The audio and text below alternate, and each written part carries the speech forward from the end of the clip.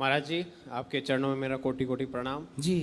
मैं भारत के बाहर रहता हूँ, विदेश में। वहाँ पे बहुत प्रिय से दोस्तों, जो वीडियो लास्ट तक देखना। इस वीडियो में गुरुजी ने बहुत अच्छी बात बोली। वीडियो को लाइक करना, शेयर करना, चैनल को किया जाता है, सब्सक्राइब जरूर कंपनी वाले करना। उनको प्रताड़ित करते हैं, तो इसलिए दूध इत्यादि का सेवन करना बंद कर दिया है। लेकिन कौन से देश में रहते हैं आप? अमेरिका में। अमेरिका। हाँ, तो गाय को कैसे प्रताड़ित करते हैं? मतलब कंपनी वाले थोड़ा इंजेक्शन मार के उनको गौशाला में ज़्यादातर। वैसे भी अमेरिका में गाय नहीं है, हाँ, वो जर्सी है। जो गाय आप जिन्हें कह रहे हैं ना, गाय की पहचान मैं आपको बताऊं, जिस गाय के सिर के पीछे हिस्से पे उठा हुआ हिस्सा हो, हाँ, देसी और गाय। यहाँ गाय के गिर गाय। नीचे ये झूला झालर हो, वो गाय देशी भारतीय गाय वो होती है। भारत में भी गायों की कई प्रजातियां हैं, पर ये देशी गाय बोली जाती है। तो ये होना अनिवार्य है, ये और पीछे उठा हुआ हिस्सा सिर के पीछे। यदि अब जैसे वहाँ अमेरिका में जितनी गाय हैं, वहाँ ये नहीं है, वो गाय नहीं है, वो क्या है? जर्सी। जर्सी। इसलिए वहाँ की गाय को चारा के संग मांस खिलाया जाता है और वो खा लेती है। हमारी देसी गाय कभी मांस नहीं खा सकती। तो वही पूछना था कि अगर दूध पी भी लिया जाए तो वो पाप क्या हम पे पड़ेगा?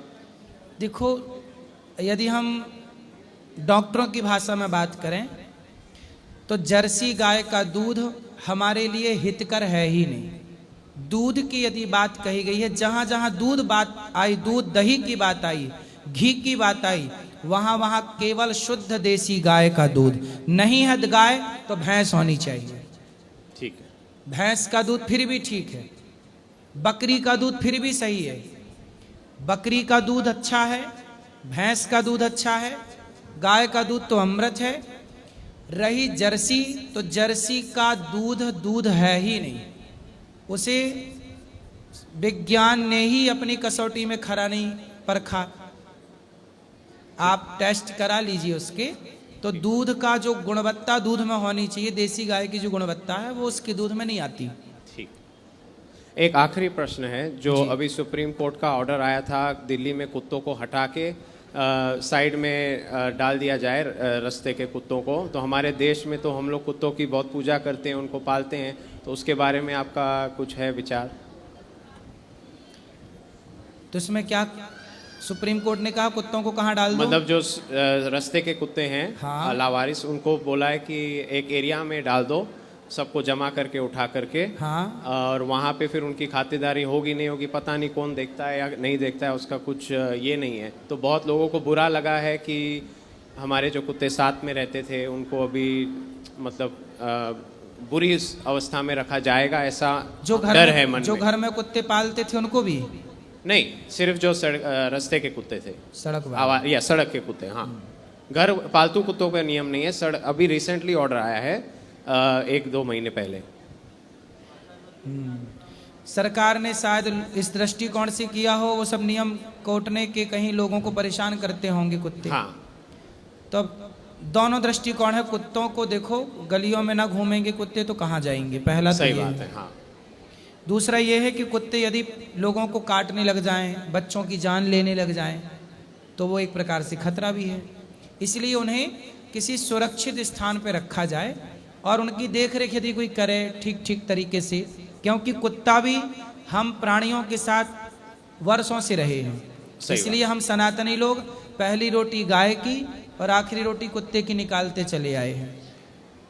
अब लोगों ने कुत्ते वाली रोटी कुत्ते को देनी बंद कर दी, तो कुत्ते आदमियों को काटने लग गए।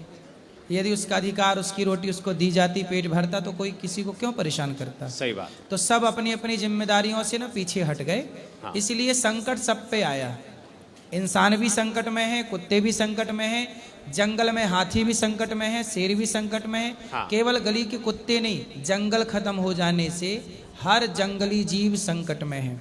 अभी मैं एक दिन पढ़ रहा था एक जगह कि व्हाइट कलर का गैंडा होता है। हाँ, होता है, वो एक गैंडा बचा था, तो एक गैंडा बचा था, वो भी मर गया। अब पूरी दुनिया में, पूरी धरती में व्हाइट गैंडा नहीं रहा, प्रजाति लुप्त हो गई। जबकि व्हाइट गैंडा करोड़ों वर्षों से जंगल में रहते आए हैं, लेकिन इंसान के प्रदूषण ने, इंसान के रख रखाव ने, मतलब बहुत सारे जीव जंतु हैं जो खत्म हो चुके हैं। पता है आपको ये बात? हाँ, उनकी स्पीशीज मर रही है। बहुत सारे जीव जंतु इस धरती से विलुप्त होते जा रहे हैं। किसके कारण? मनुष्य के। मनुष्य, एक मनुष्य ने जो करोड़ों वर्षों की संरचना थी ईश्वर की, और वो सरवाइव करते आए, चले आए पीढ़ी दर पीढ़ी, पर अब उन्होंने दम तोड़ दिया। ऐसे ही है कि आने वाले युग में, आने वाले समय में ना गाय कहीं दिखेगी, केवल फोटो दिखेगी, ना कुत्ता कहीं दिखेगा। हम वहाँ गए थे बहुत पहले, भारत का ही, वहाँ कुत्ते नहीं थे, चाइना से लगा हुआ है वो। अभी हमें टिबेट है, नेपाल या टिबेट होगा, नेपाल, भारत की नागालैंड। हाँ हाँ, नागालैंड। हाँ, वहाँ पे सौदा होता है, ऐसा सुना है कुत्तों के मांस तो का। वहाँ पे कुत्ते नहीं दिखे हमें गलियों में। हाँ। क्यों? क्योंकि चाइना में ना कुत्ते खाए जाते हैं। हाँ। तो कुत्ते खा गए, इसलिए आने वाले टाइम पे अब देखो कुत्ते खाने लग गए लोग। मुर्गा, मछली, बकरा, बकरी तो खाते ही थे, अब कुत्ते खाने लग गए। सुना है कि सांप खाने लग गए लोग, है ना। आने वाले टाइम पे आप सुनेंगे कि लोग मनुष्य खाने लग गए। हाँ। आदमी का मांस, ये डर लगा रहता है मन में। किसी, आपको पता है, आप तो हमसे ज्यादा पढ़े लिखे, बताइए दुनिया में ऐसा कहीं है कि आदमी को खाया जाए? सुना आपने? बिल्कुल नहीं। नहीं, मैंने कहीं सुना था कि लोगों को भी लोग खाने लग गए हैं। अब जो मांसाहारी हैं उनको कोई आदमी का मांस ही परोस के दे दिया जाए तो वो कैसे पहचानेंगे कि आदमी है कि बकरा बकरी है? तो आने वाले टाइम पे इंसान इंसान को खाएगा। अब आदमी अपनी संस्कृति को भूलता चला जा रहा है, गलत रास्ते पे चला जा रहा है, तो सब होगा ही सब। तो ये पशुओं का संदेश है। जैसे कल मैं बांके बिहारी गया था तो मेरा चश्मा ले लिया, फिर मैंने बंदर को फ्रूटी दी, फिर उन्होंने फेंक दिया वापस। हाँ, तो अब ये वो भी बेचारे क्या करें, भूखे हैं। हाँ, लोग ईमानदारी से नहीं देते तो वो चश्मा शमा लेके, उनको पता है कि ऐसे तो दोगे, सोचिए उनको भी पता चल गया। अब कुत्ता क्या ले जाए, तो बेचारे कुत्ते को रोटी देते उसकी वाली, तो आज उस पर ये संकट ना आता। सही बात है। ठीक, प्रणाम जी।